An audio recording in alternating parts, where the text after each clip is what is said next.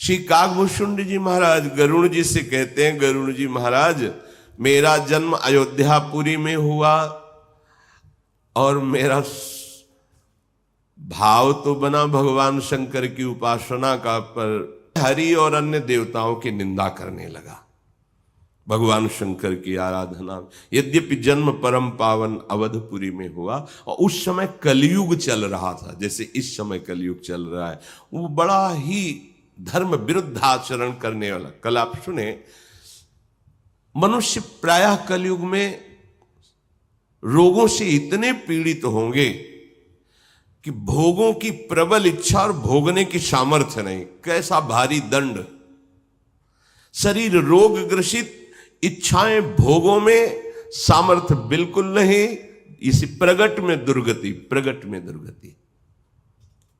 बिना कारण अभिमान करते हुए, बिना अपराध के भी उसको दंड देना, विरोध कर देना, ये बहुत थोड़ा जीवन घमंड ऐसा मानो अमर हो गए हो। ऐसा कलयुग के प्राणी कैसे होंगे? शरीर रोग ग्रसित, भोग वासनाओं की धूम मची हुई अंदर से, और भोगने की जो प्रबल इच्छा है और सामर्थ्य नहीं है, जल रहा है बैठे बैठे।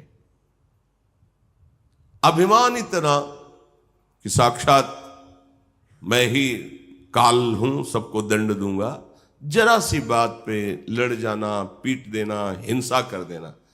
आप आश्चर्य मानेंगे, कंडा होते ना गोबर के, 5 कंडे उठा लिए किसी ने, मार डंडे और फिर जेल गए, लाखों रुपया लग गया। 5 कंडे की कीमत क्या थी? अरे भाई कोई गरीब आदमी 5 कंडे उठा लिए, रोटी बनाएगा जाके, खाएगा जाके, क्या परेशानी हो गई? अभिमान, सोच, ये कलिकाल मलिन कर देता है। आयु बहुत कम, अभिमान ऐसा मानो कल्पांत में इनका नाश नहीं होगा।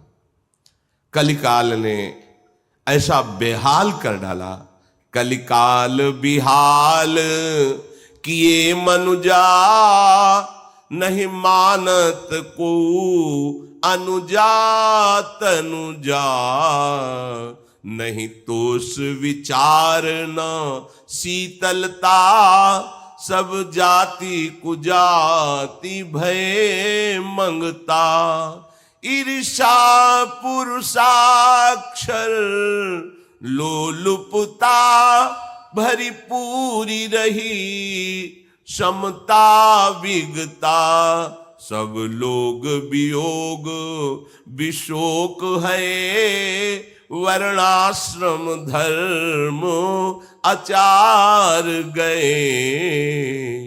हे गरुड़ जी, जब कलिकाल का स्वरूप बढ़ा तो जो नहीं होना चाहिए वो हो गया, बेहाल कर दिया मनुष्य को।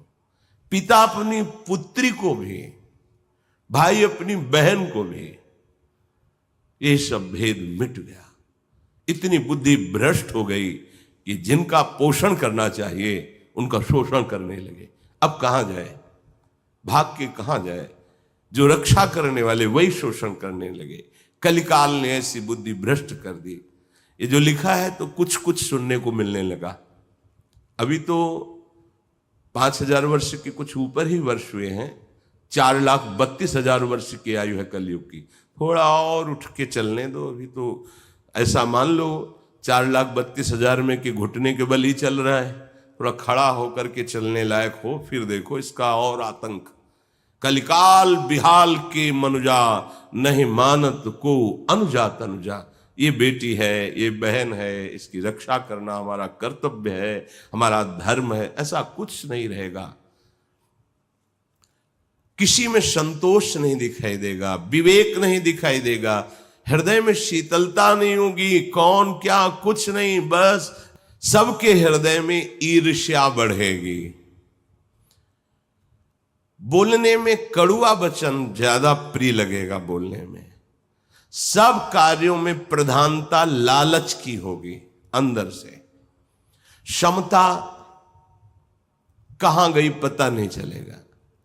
सब लोग शोक और संकट ग्रस्त रहेंगे, अशांति, भारी अशांति। वर्णाश्रम धर्म का आचरण नष्ट हो जाएगा।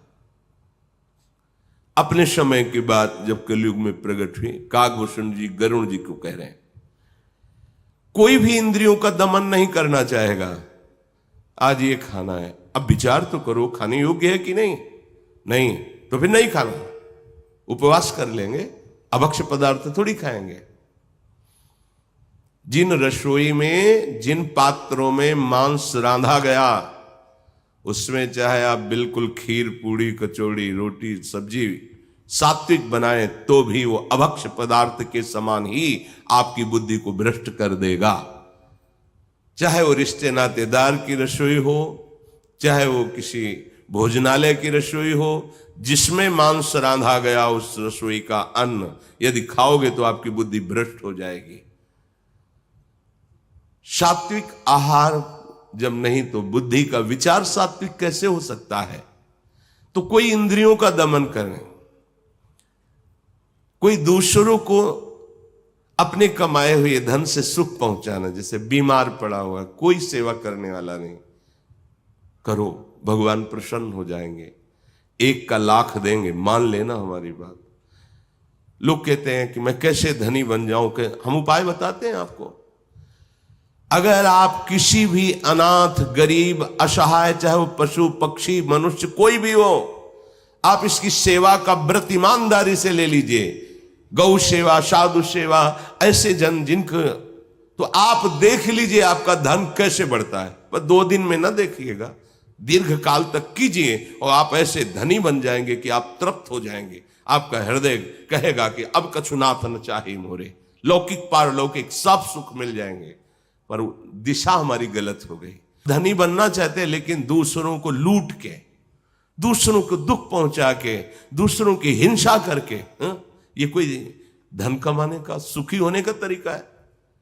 दूसरे के पुत्र का अपहरण कर लिया, अपने पुत्र को सुख पहुंचाने के लिए धन चाहिए, अपने मन को, अपने तन को सुख पहुंच, सर्वनाश हो जाएगा।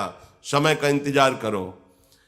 बार बार कह रहे हैं कि हमारे मालिक का बहुत बड़ा ऑफिस है, इसमें थोड़ा रजिस्टर, मुकदमा लंबा चलता है, और जिस दिन फाइनल पे आएगा तो फिर ब्रह्मा भी नहीं बचा सकते तुमको। इसीलिए कुछ अज्ञानी जन जैसे पापाचरण कर रहे हैं, अपराध कर रहे हैं, तो कुछ परिणाम तो समझ में आ नहीं रहा तत्काल। उनको लगा कुछ नहीं हुआ ना, कुछ नहीं हुआ, वो हिसाब बढ़ रहा है मैं ब्याज सहित। और जिस दिन लागू होगा, तो जैसे सालों से जेल में बंद है, फिर 10 दिन पहले सूचना हुई कि सुनो 10 तारीख को 12 बजे तुम्हें फांसी दी जाएगी। अब हर मिनट फांसी लग रही उसकी, हर मिनट। उसको पता नहीं था, पर जब फाइनल आया कि 10 दिन बाद तुम्हें इतने बजे फांसी दी जाएगी, और हर मिनट फांसी लग रही उसको। फांसी का कष्ट तो एक बार, लेकिन उतने समय में उसको जो कष्ट हो रहा है, ये तो हुआ यहां का कानून। लेकिन पूरा हिसाब नहीं हुआ, पूरा हिसाब होगा बड़ी ऑफिस में, वहां से फाइनल इसको भी काटा जाएगा कि आप इतने वहां भोग चुके, अब आइए यहां पवित्र होइए। बहुत सावधान, ये मत सोचो कोई तुम्हें देख नहीं रहा है, कलिकाल है, सब चलेगा, नहीं चलेगा। समय आने दो, समय, फिर तुम देखना, काल बहुत बलवान है। इसलिए ऐसा विचार मत करो तुम कि कोई दंडदाता नहीं, अरे कुछ नहीं, सब नाटक है, ऐसा मत मानो। क्योंकि जब आपको परिणाम आएगा, तब आप भले पवित्र आचरण करने वाले हो, उस समय क्षमा नहीं होगा, ध्यान रखना। तभी अपने लोग देख नहीं पाते, तो लगता है ये बेचारा अभी तो बच्चा ही था, ऐसा कौन सा इसने पाप किया, भगवान के यहां न्याय नहीं है, ऐसा बोलने लगते हैं। तुम तो देख रहे हो बच्चा, लेकिन वो तो देख रहे ना कि बहुत पुरातन है, पोशाक नहीं पहरा दी है, लेकिन अब आ गया है समय उसको दंड देने। तो शुरू हो गया दंड विधान। अब चाहे गर्भस्थ हो, चाहे बाहर हो, चाहे जवान हो, चाहे बूढ़ा हो, जिस समय हमारे भागवती कानून के हिसाब से दंड प्रारंभ होगा, तो कोई औषधि काम नहीं करेगी, सामने से कोई अनुष्ठान काम नहीं करेगा। हाँ, उससे बड़ा अनुष्ठान हो जाए तो भले उस प्रारब्ध को रोक दे। इंद्रियों का दमन करने की बात नहीं, मान मानी आचरण, न शास्त्र का शासन, न भगवान का भय, न धर्म का भय, बस इंद्रियों को दुलार करना। हम धनी बनना चाहें, सच्ची बात कहते हैं, लौकिक पारलौकिक दोनों धन, इह परलोक सकल सुख पावत, मेरी सुभैया कृष्ण गुण संचु। राधा राधा बोलते हुए दूसरों को सुख पहुंचाने के बाद पक्का पक्का आप हर तरह से सुखी हो जाएंगे, पर मानने के लिए तैयार नहीं ना। अगर आप इस बात को समझ पाए, नथियाबाई जी जब वृंदावन आई तो मांग करके मधुकरी उदर पोषण कर दी। फिर उनके मन में आया कि मैं क्या साधु सेवा कर सकती हूं, मेरे द्वारा तो और कुछ हो नहीं सकता, तो अब मैं अपने पेट के लिए न मांगकर संतों के लिए मांगू। तो फिर चून थोड़ा मांग लाती और उपला बिन लेती जो गायों के पड़े होते, और उससे रोटी बनाती, और किसी एक संत, बाबा आ भिक्षा पाले, बैठा करके जो भी नमक पड़े, मोटी मोटी लाल लाल रोटी सेक करके ऐसे, बड़ा संतों का भजन बढ़ने लगा, क्योंकि निष्काम भावना से पवित्र अन्न भिक्षान्न 2 आने लगे, 4 आने लगे। अब वो सुबह झोली उठा लेती, गांव से जाकर चून मांग के लाती, कंडा लकड़ी करते, और जब संत आ जाते, भैया भूख लगी, हाँ बाबा बैठो, अभी तुरंत, उस समय गैस नहीं, चूल्हा जलाती, रोटी सेकती, पवाल। धीरे धीरे गाड़ी में अन्न आने लगा, गाड़ियों में लकड़ी इकट्ठा होने लगी, सैकड़ों संत पाने लगे। तो एक दिन वो अन्न ला रही थी गाड़ी में, वर्षा का स्वरूप प्रकट। अब वो 2-3 बोरे जो अन्न रखा हो, वर्षा होती पूरा गीला हो जाता आटा और लकड़ी, संतों की सेवा कहते होती। तो एक लालटीन लिए, एक छोटा छाता लिए और एक बड़ा छाता लिए, एक 12-14 वर्ष का, मैया ये छाता तू लगा ले, बैलगाड़ी में रखे हुए थे, और मैं रास्ता देखा। तुमका लाला अंधेरा हो गया, तू हम तुम्हें जानते हैं, तुम हमें नहीं जानती, हम रोज देखते हैं तुम्हें, आओ तुम हमारे साथ आओ। इतने नटवर है कि जल्दी कोई जान नहीं पाता, बाद में पता चल जाता है कि आप ही थे, पर वर्तमान में नहीं पता चलने देते। मैया बार बार सोचती थी कि ये लाला इतना प्रेम क्यों करता है, एक छाता हमारे पास ले। जब कुटिया गई, वहां कुटिया तक पहुंचा लाला छाता। जब दूसरे दिन श्रृंगार में बिहारी जी के दर्शन करने गए तो उनको दिखाई दे रहा है छाता लिए लालटेन। वो कहा, अरे मैं तो जान ही नहीं पाई, तू गया था बिहारी जी, तू काय के लिए? संत सेवा के लिए। सेवा कुंज के इधर अब भी उनकी कुटिया बनी हुई, पूज्य श्री नथियाबाई जी। परम धन मिल गए बिहारी जी, अन्य कोई साधना नहीं, संतों की सेवा। तुम दूसरों की सेवा की भावना करो। जब अखिल कोटि ब्रह्मांडों का ईश्वर तुम्हारी सेवा के लिए तैयार हो गया तो धन की क्या बात है। पारसमणि मिल जाए तो किलो 2 किलो सोना की क्या हो, तो पहाड़ बना सकते हो सोने का। जब अखिल कोटि ब्रह्मांडों की रचना करने वाला तुम्हारा हो गया तो तुम किस बात से अतृप्त रह सकते हो। सकल सुख पावत मेरी सुभैया कृष्ण, भुगते देहि न जाचहि, खुद आनंद लो, दूसरों को आनंद प्रदान करो, मांगना नहीं पड़ेगा। पर वो सोच गलत हो गई। सोच हो गई कि दूसरे को मारकर, दूसरे को लूट कर, दूसरे को कष्ट देकर भाई कभी नहीं सुखी हो सकते। अगर तुमने किसी के आंसू और खून से पैसे कमाए हैं तो तुम्हारा परिवार भी आंसू डालेगा, और तुम्हें देखना पड़ेगा वो दिन जो तुमने सोचा भी नहीं है। दैन्य होके चलो, धर्म से चलो, मान लो मेरी बात। खंडहर हो गए बड़े बड़े चक्रवर्ती सम्राटों की, जहां जय जयकार गूंजती थी वहां कबूतर हकते हैं। ये संसार परिवर्तनशील है, तुम केवल आए हो सत्कर्म करने के लिए, भगवत प्राप्ति के लिए, चूक मत करो। कागभूषण जी कहते हैं मूर्खता बढ़ती चली जाएगी कलयुग में, दूसरों को ठगना यही स्वभाव रह जाए। इस आदमी को कैसे, हाँ अब वो ठाकुर जी के दर्शन के लिए जा रहा है, ठाकुर जी के दर्शन कर रहा है, तुम उसकी जेब काट रहे हो। अरे अखिल लोगों के स्वामी सामने खड़े हैं, तुम्हें शर्म नहीं आ रही? वो उस भाव बनाकर इतनी दूर आया हुआ है, प्रभु के दर्शन की शोभा में मगन हो रहा है, उसके पास शायद उतने ही पैसे हो। अब वो बेचारा गृहस्थ है, मांग भी नहीं सकता है किसी से, वो कौन विश्वास करेगा।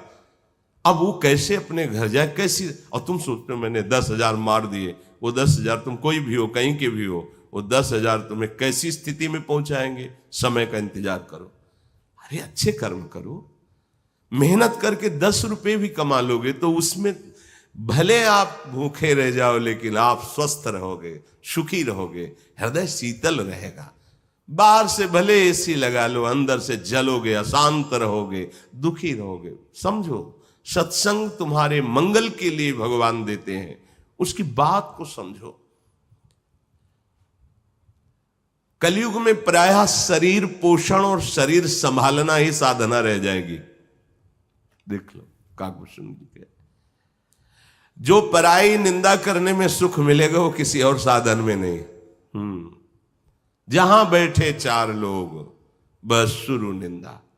किसी एक का गुण वर्णन करके फिर 50 की निंदा कर देना, सब गया तुम्हारा, साला सुकृत नष्ट हो गया।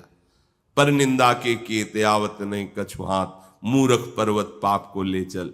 बहुत सूक्ष्म निंदा है महाराज। ये आती स्वर्ग में बहुत काल तक, एक दिन देव सभा में ये हुआ कि इनके पुण्य ही नहीं नष्ट हो रहे, बड़े सुकृतवान है।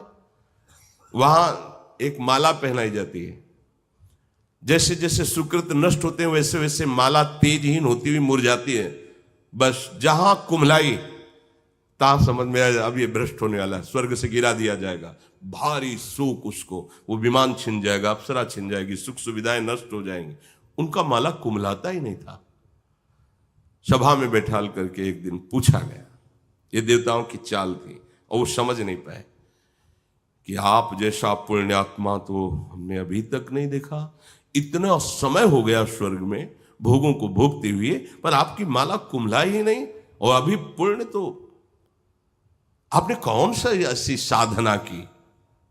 बस शब्द निकल गया अहंकार युक्त। हमने ऐसा दान किया, ऐसा तप किया कि ऐसा कोई नहीं किया होगा। जो ही ये शब्द निकला तो सावधान, पूरे ऋषि मुनियों का अपमान कर दिया, तुम्हारे सारे सुख नष्ट हो गए, इसी समय स्वर्ग से भ्रष्ट हो जाओ। सर के बल गिरने लगे। तो उनका आप देवता परम कृपालु हो, ऐसी कृपा करना कि जहां संत महात्मा हो वहां मुझे गिराना। तथास्तु, ऐसा ही हो। तो महाराज शिव बड़े बड़े महापुरुष वहां विराजमान थे। देखा कि तेजों में जैसे तारा टूटता है ना, कोई आ रहा है, तो उनका ये तो कोई स्वर्ग से भ्रष्ट हुआ पुरुष है। तो बोले क्या हम लोगों की दृष्टि में पड़ते हुए ये फिर दुर्गति को प्राप्त होगा। तो उनका मैं अपने सुकृत प्रदान करता हूं, तुम वहीं रुक जाओ। वहीं रुक गए, सबने सुकृत प्रदान किया, एक क्षण में फिर स्वर्ग में पहुंच गए, भूतल पर आने ही नहीं पाए।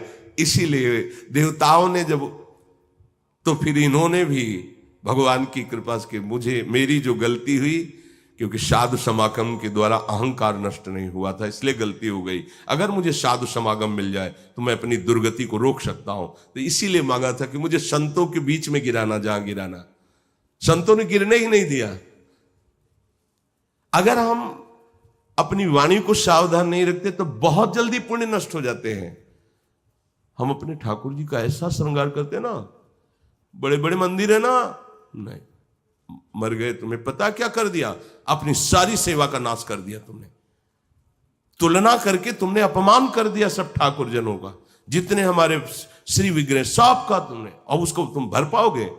बोले अब सेवा में मन नहीं लगता है, भजन में मन, पता नहीं क्या हो गया। हमने नहीं कोई अपराध, हमने तो कोई अपराध किया नहीं, ये वाणी का अपराध है। बहुत मौन रहो, सावधान रहो, बोलो तो ठाकुर का या संतों का यश बोलो, नाम जप करो, गुण कीर्तन करो, चुप रहो। तब सुख हरिवंश गुण नाम रसना रटत और बहुवचन अति दुख दान। कई साधक हैं ना जानते हुए भारी अपराध कर देते हैं। हाँ, हम अपने गुरु की महिमा गान करेंगे, लेकिन अगर तुलनात्मक शब्द में हम बोल दिए तो हमारे गुरु ही सब रूपों में अखंड मंडलाकारम व्याप्तम चराचरम।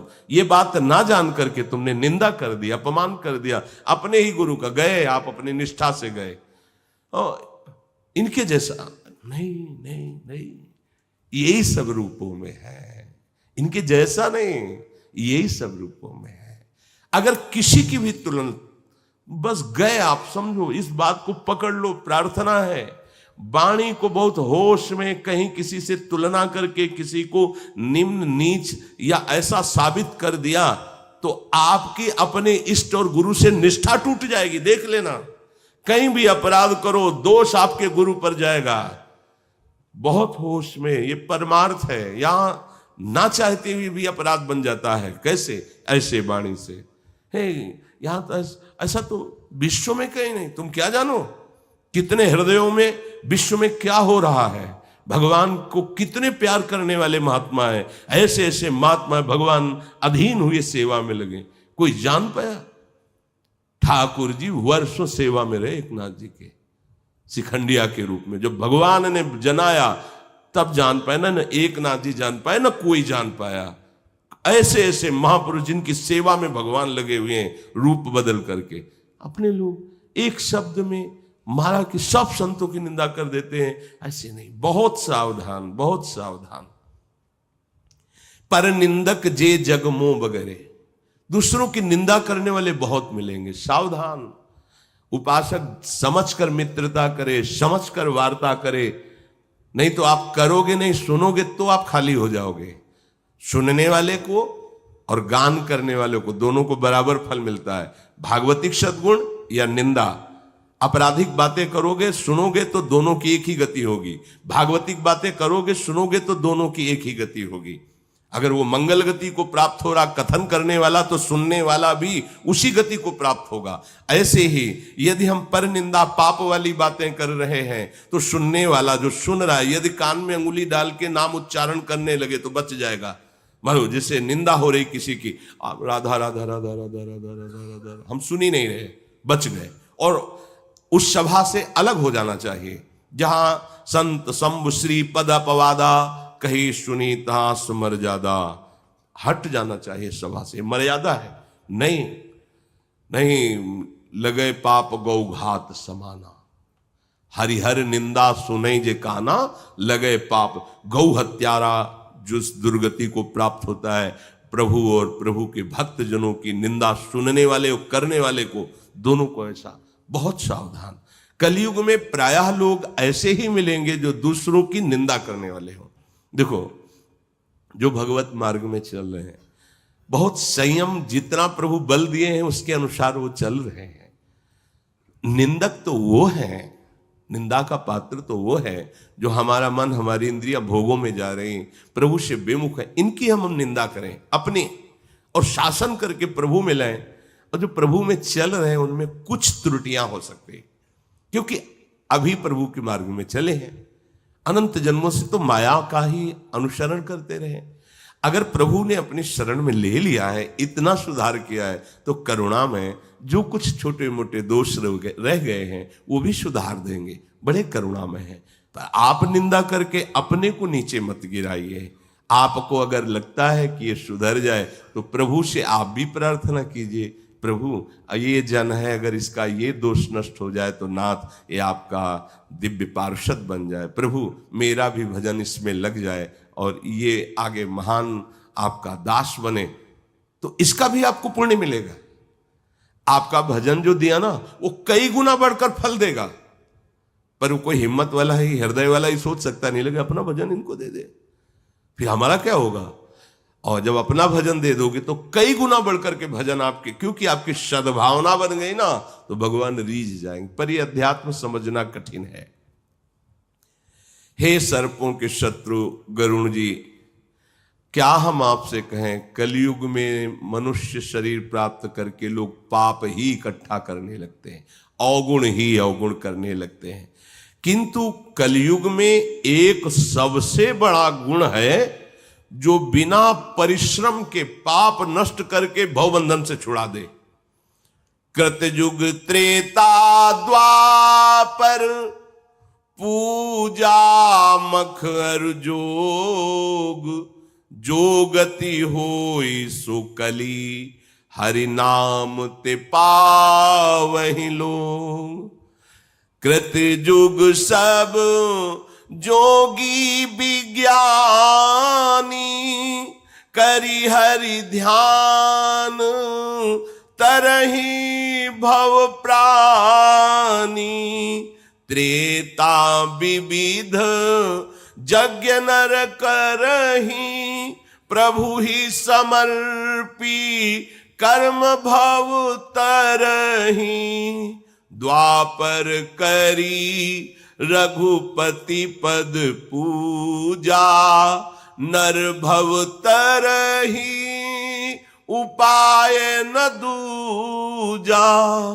कलयुग केवल नाम आधारा, सुमिरी सुमिरी नर उतरहि पारा। कलयुग केवल हरि गुण गाहा, गावत नर पावहि भव था। हे गरुण जी महाराज, कलयुग का एक बहुत बड़ा प्रताप भी है। सतयुग में, त्रेता में, द्वापर में जो गति ध्यान से, यज्ञ से, पूजा से होती है, वो केवल नाम जप से कलयुग में हो जाती है। कृतयुग अर्थात सतयुग, इसमें सब योगी होते थे, सब अनुभवी महापुरुष, तत्व अनुभवी। इसलिए वो निरंतर स्वरूप ध्यान में मगन होकर जीवन मुक्त हो जाते थे। त्रेता में विविध प्रकार के भगवान की यज्ञों का यजन करके नारायण हरि को प्राप्त करना, प्रायः सब भवसागर से पार होते थे। द्वापर में पूजा का विस्तार करके भगवान की आठों पहर पूजा में लगे रहना। पर कलयुग में तो केवल एक ही उपाय है, भगवान के गुणों का गान करते हुए उनका नाम जप करते हैं। निरंतर नाम जप तो भव समुद्र से पार। कलयुग में ना तो योग सफल हो सकता है, ना यज्ञ सफल हो सकता है, ना ब्रह्म ज्ञान, क्योंकि जो चाहिए वो सब लुटता चला जा रहा है। आहार की पवित्रता, व्यवहार की पवित्रता, ये सब नष्ट होती चली जा रही है। अगर शरीर को साधन में लगाना है तो थोड़ा स्वस्थता भी चाहिए, आहार पवित्रता भी चाहिए। अब high blood pressure, low blood pressure, sugar इतनी, ये अब उसको चाहिए, दवाइयाँ चाहिए। दवाइयाँ खाएगा तो योग कितना कर पाएगा? क्या योग, क्या उससे साधन बनेगा? जिस ज्ञान के लिए हम ब्रह्म पदवी में स्थित होने के लिए साधना करते हैं, वो बल ही नहीं रह गया। सात्विक वृत्ति के द्वारा इंद्रिय और मन का दमन करके राग रहित तीनों शरीरों से हो जाना। पता ही नहीं तीन शरीर कौन है, अनुभव ही नहीं। तो ब्रह्म ज्ञान, ब्रह्म बोध बड़ा मुश्किल है, क्योंकि पवित्र आहार, संयम, इसका अभाव है। छोटे छोटे बालकों में दूषित भावनाएं आ गई हैं। कैसे आसन पे बैठ पाएंगे जब ब्रह्मचर्य ही नहीं है, नींव ही खराब हो गई, तो साधना क्या योग की होगी? योगी योग कदम जो बढ़ाता है, उसमें प्रथम बात होती है कि वो संयम धारण करे।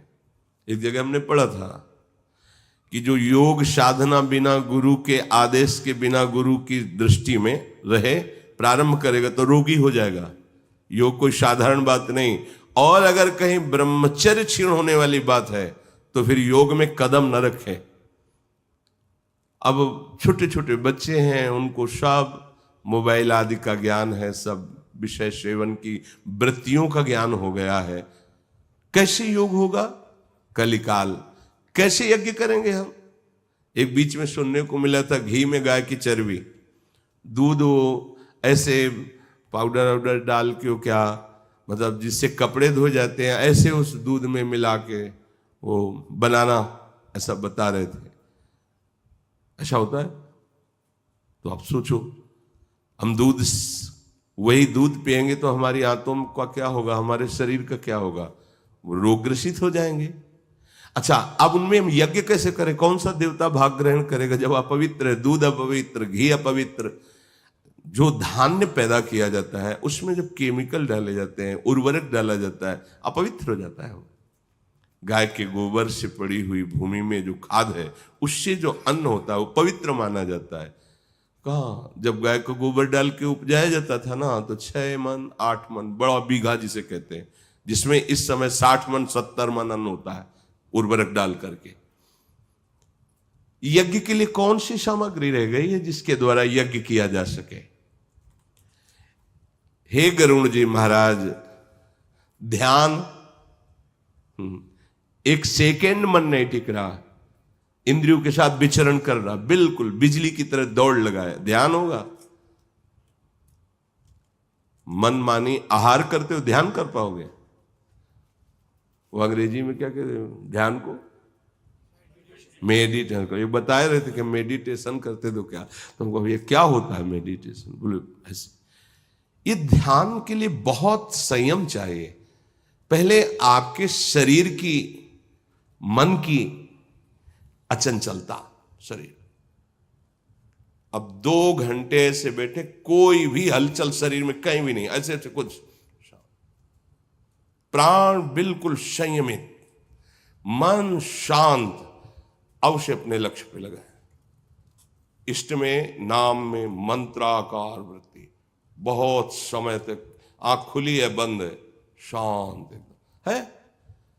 कितनी देर शरीर को आप केवल देखो, कितनी देर आप उठते बैठते चलते फिरते ध्यान करने वाले को नासाग्र दृष्टि रखनी है। बस जितने में चरण दिखाई दे रहे उतने नासाग्र। 10 मिनट करके देखो, सर में दर्द होने लगेगा। क्यों? ब्रह्मचर्य ठीक नहीं, आहार ठीक नहीं है। ये सब ऐसे नहीं, ऋषि मुनि जन जैसे ऐसे नहीं है कि खिलवाड़ वाले मार्ग हो। अगर वो योग शब्द से जैसे वो अनुलोम विलोम कपाल भाती, वो भगवत प्राप्ति के लिए नहीं है। थोड़ा शरीर स्वस्थ हो जाए और अच्छा अच्छा पदार्थ पाए और विषयों का भोग करें। यद्यपि योग मन को शांत करता है, चित्त को चंचलता रहित करता है, और आत्मानंद अनुभव के लिए, भगवत स्वरूप का अनुसंधान करने के लिए बहुत बड़ा सहयोगी है। पर उसके लिए सात्विक आहार, जितेंद्रियता, आसन स्थिरता, संयम, ये अति अनिवार्य है। इसके लिए अब हमारे शरीरों की गति क्या हो गई देख लो, आप देख लो। योग का जो स्वरूप है वो सच्चा योग ये है, भगवान वर्णन कर, तेषाम सतत युक्तानाम भजताम प्रीतिपूर्वकम ददामि बुद्धि योगम तम येन मामुपया। सतत भगवद स्मरण हो रहा है, श्वास प्रश्वास सहज गति में चल रही, नामाकार वृत्ति है, ध्यान में भगवान विराजमान है, बुद्धि भगवत स्वरूप हो गई है। ददामि बुद्धि योगम तम, ये योग का स्वरूप है। थोड़ी देर प्राणों का, जैसे हम शरीर का व्यायाम करते हैं, प्राणों का व्यायाम हो गया, पर ये उस योग की बात नहीं हो रही। चित्तवृत्ति का निरोध करके परमात्मा में अविचल स्थापित कर देना, उसे योग कहते हैं, उसे ध्यान कहते हैं। चलते फिरते उठते बैठते हर समय आराध्य देव की स्मृति में तन्मय उनका रूप छाया हुआ।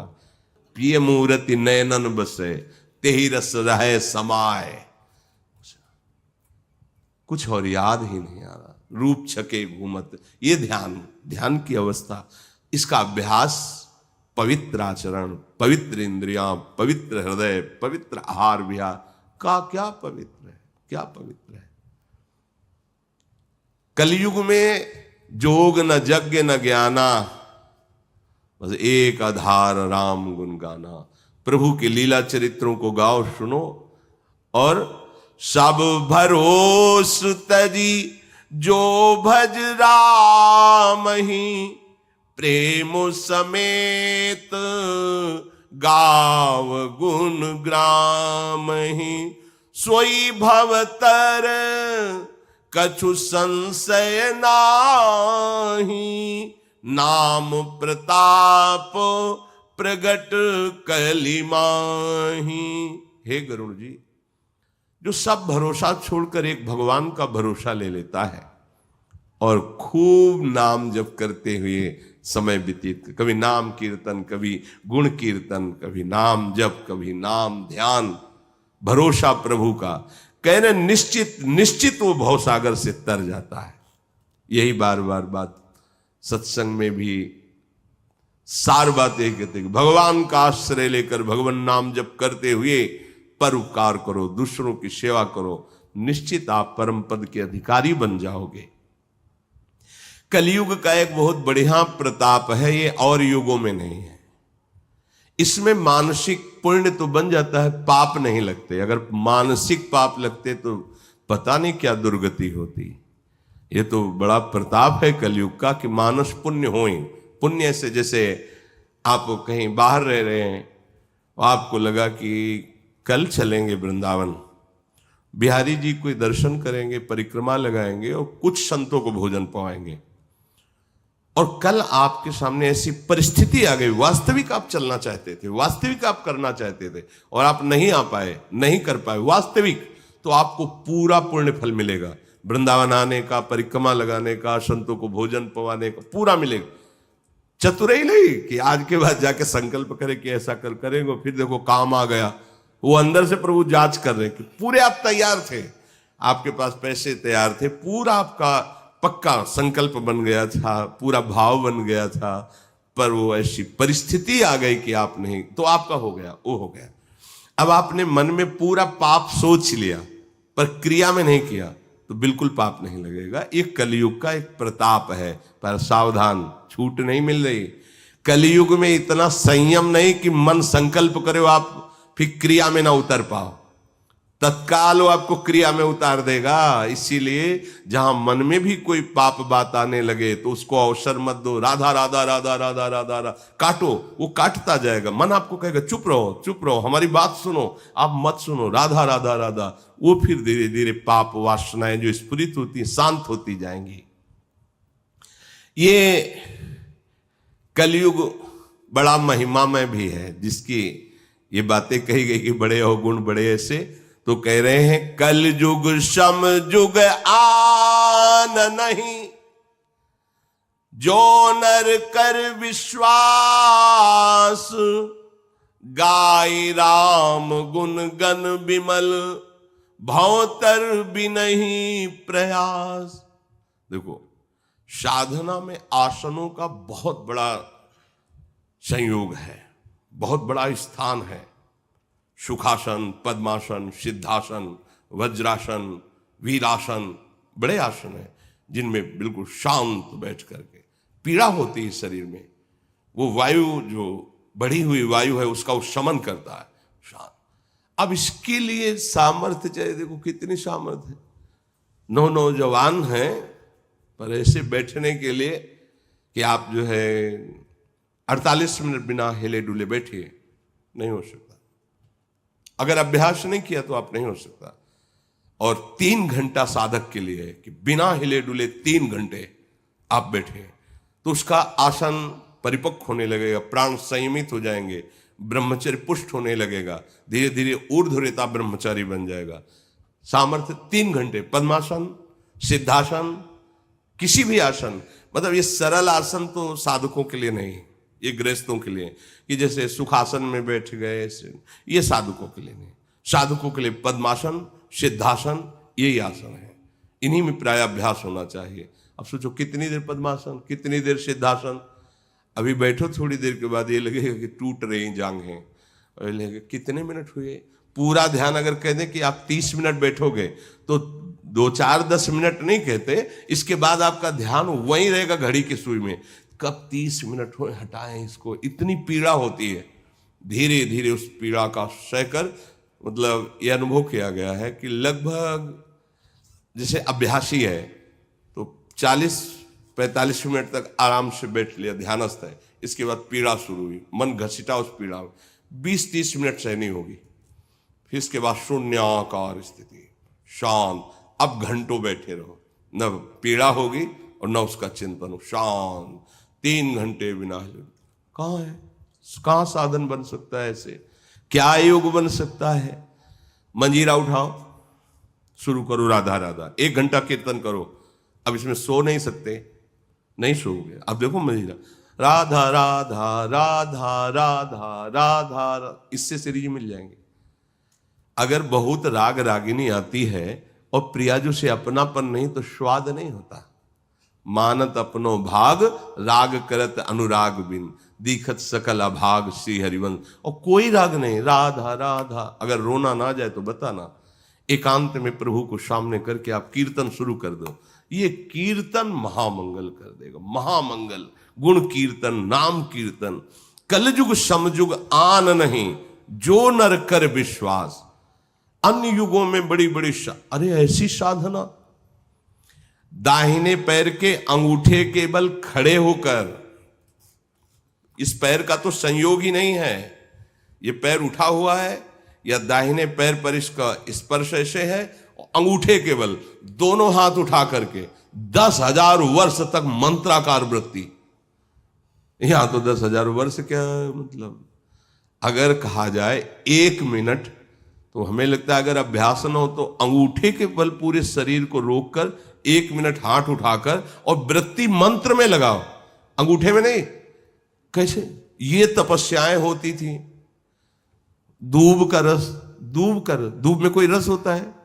अंगूर का रस पी के तो भले 1-2 दिन कट जाए, दूब का रस कैसे हो? सेव का जूस पी के रहे, कंदमूल फल में जानते हो क्या होता है?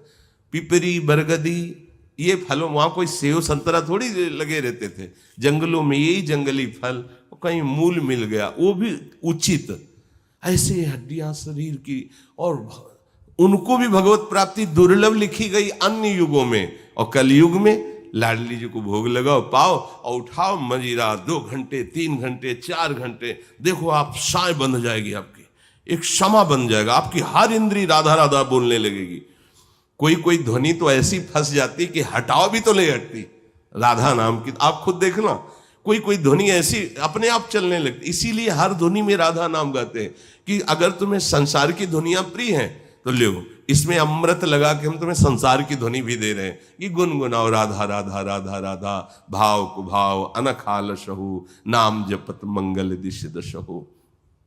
कलयुग में भगवत प्राप्ति का सहज सरल समर्थ सत्य उपाय, जैसे बने वैसे तुम जो भी खाओ पियो प्रभु को भोग लगा के खाओ पियो, पर ऐसी चीज प्रभु को भोग नहीं लगती जो अभक्ष होती है। बात सुनो, इसलिए जो भी कह दिया, तुम्हें लगता है कि हम पकोड़ा पाएंगे, हम जो भी आपको हमारे प्रभु को भोगो, उसके बाद प्रसाद रूप उसे पाओ। और नाम जप, नाम कीर्तन, गुण श्रवण और गुण कीर्तन, और जो बन जाए सेवा, इतने से आपको भगवत प्राप्ति हो जाएगी। ये इस धर्म का प्रधान भगवत प्राप्ति का स्वरूप है।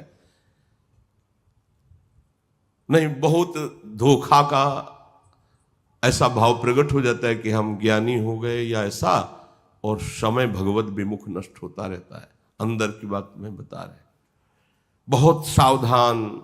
ब्रह्म ज्ञान बिन नारी नर करें न दूसर बात, कौड़ी लागी लोभवत करें विप्र गुरु घात। भाई ये कलिकाल है, यह कलिकाल मलायतन, मन कर देख विचार। श्री रघुनाथ नाम बिन नाहिन आन आधार।